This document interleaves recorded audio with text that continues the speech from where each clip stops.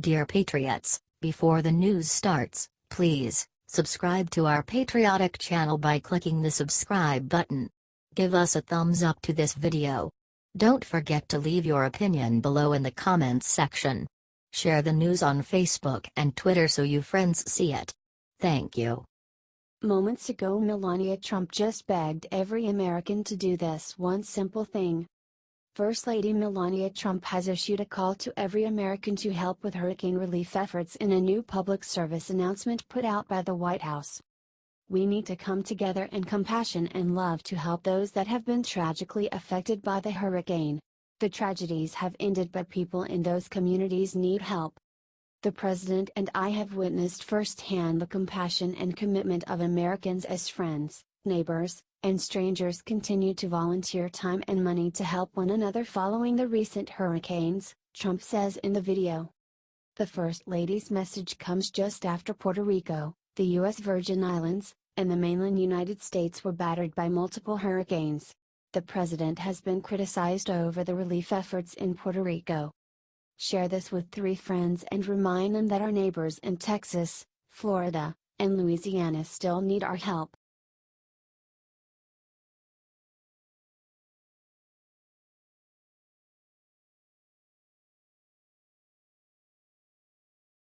Trump just snuck through something even bigger than Keystone Oil Pipeline and no one's noticed.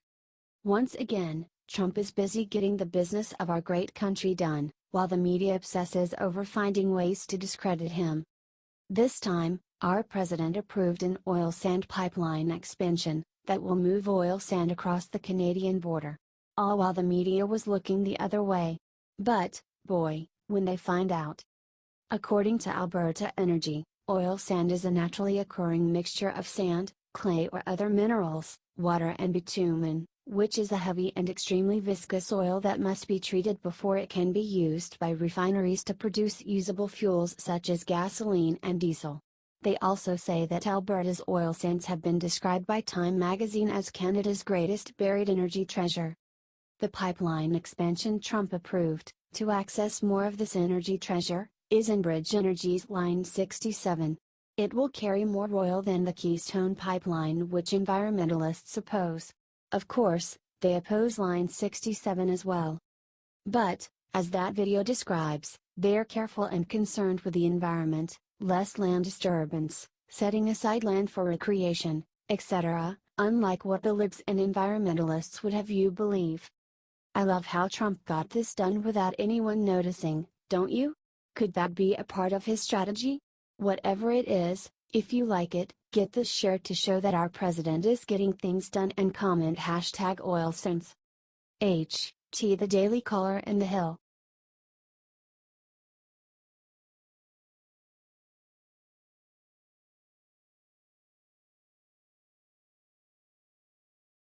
When Bannon called for war against GOP, Trump did something stunning.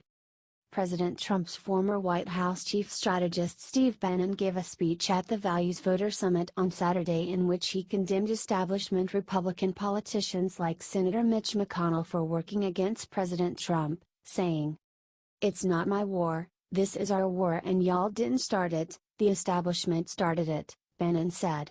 He also said, "Right now, it's a season of war against a GOP establishment." These are strong words. And when President Trump was asked about them on Monday, he gave a surprising response that should make all Americans proud. "Steve is very committed. He's a friend of mine and he's very committed to getting things passed. I mean, look, I have, despite what the press writes, I have great relationships with actually many senators, but in particular with most Republican senators. But we're not getting the job done. And I'm not going to blame myself. I'll be honest. They are not getting the job done." He continued.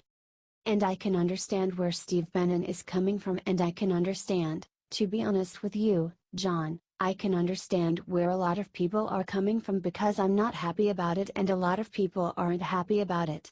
We need tax cuts. We need health care. Here's the genius of these remarks. President Trump is obviously disappointed in the GOP establishment leaders, who, after railing against Obamacare for years, utterly failed to find a replacement when they controlled both the legislative and executive branches. That being said, the president is a negotiator, and he understands the importance of getting people on his side so that he can work with them to make something great. He gets where Bannon is coming from, but Bannon is not the one who has to make deals, and if the president went full nuclear on his own party, nothing would ever get done. The president's response is stunning in how measuredness and diplomacy, proving once again what a great leader he is and how hard he's trying to get the policies he promised through the government. HD Real Clear Politics.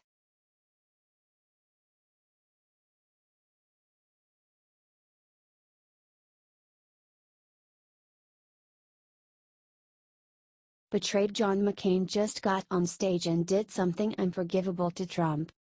Everyone's favorite Reno John McCain just can't resist taking shots at President Trump. McCain was awarded the Liberty Medal by the National Constitution Center in Philadelphia on Monday, and decided to take a swipe at the president and his America First policies in a speech shortly afterward. Although McCain did not name President Trump specifically, he crafted his words in such a way that there could be no doubt as to who he was talking about. Here's what he said, in part. To fear the world we have organized and led for 3/4 of a century, to abandon the ideals we have advanced around the globe, to refuse the obligations of international leadership and our duty to remain the last best hope of Earth for the sake of some half-baked, spurious nationalism cooked up by people who would rather find scapegoats than solve problems is as unpatriotic as an attachment to any other tired dogma of the past that Americans consign to the ash heap of history. McCain is subtly digging at the president's focus on America First, a part of which is his withdrawal from international agreements such as the Paris Accords and his criticism of international bodies such as NATO and the UN. Criticizing international bodies is not refusing international leadership. America alone cannot do and pay for everything. Asking our allies in NATO and the UN to help and fulfill their own obligations towards promoting world peace is hardly spurious nationalism. Neither is protecting our borders or revising unfair trade deals. The kind of sideways criticism of the president in this speech is not helpful, necessary, or accurate. McCain might have been a fine senator once and served our country with distinction, but if he can only criticize, it's time for him to step aside. HT Medium.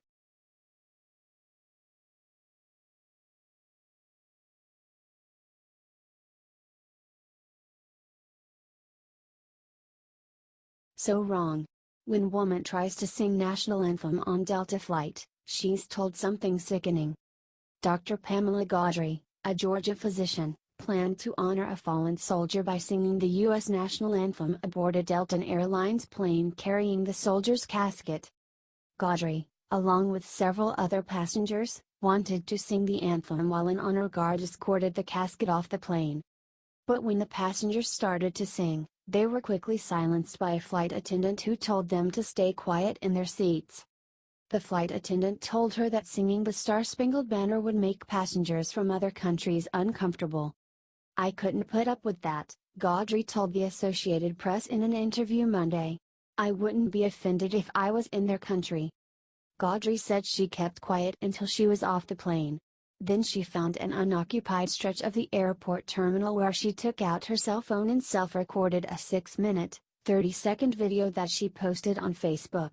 The video immediately went viral and now has over 1 million shares. The chief flight attendant came back to my seat and she kneeled down and she said, "It is against company policy to do what you're doing," Gaudry said in the video. And I said, "The national anthem. And there's a soldier on board?" And she said, "Yes, you cannot sing the national anthem. It is against company policy." In her video, Gaudry expressed serious regret for her decision to not speak up. "I just did the most outrageous thing in my life today," she said. Gaudry didn't expect to attract this kind of attention for her video, but she is glad to spark this conversation. If it instigates a spiritual and patriotic feeling in this country, I'm thrilled.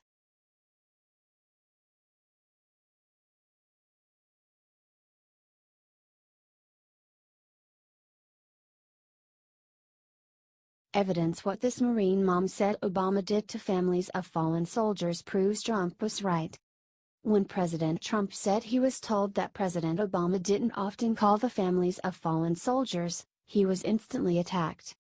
The liberal media blasted President Trump as a liar and claimed that Obama always called the families of deceased service members. As usual, the liberal media is wrong and Trump is right. Not only did Obama not call the families of many military men and women, he even went out of his way to disrespect them. After 5 service members were killed in Chattanooga, Tennessee by jihadi gunman Mohammed Yusuf Abdulaziz, former President Obama didn't call any of their families. Kathy Wells, the mother of murdered Marine Skip Wells, went on Hannity to tell her story. Kathy told Sean she has not received a call from President Obama. In another case, Obama took his disrespect for Gold Star families a step further and refused to honor the requests from the families of 30 soldiers who were killed in action. Karen Vaughn, mother of Aaron Vaughn, a Navy SEAL who was killed in Afghanistan, told CNN. When my son was killed, he was killed in the largest loss of life in the history of naval special warfare, and we had 30 families at Dover Air Base waiting for our sons' bodies to be returned from Afghanistan. What we experienced there was, the families unanimously asked Barack Obama to not bring any media, to not make this a media event, that he was welcome to be with us but no media. And he showed up with cameras, and the next day our pictures or his picture saluting the caskets of our boys was plastered over every outlet in America. These are just a few of many cases when former President Obama ignored, offended or even lied to Gold Star families, see Benghazi. There is a reason why a majority of military members disapproved of Obama. He constantly treated our troops like garbage. Thank God those days are over and our troops finally have a commander-in-chief who respects them.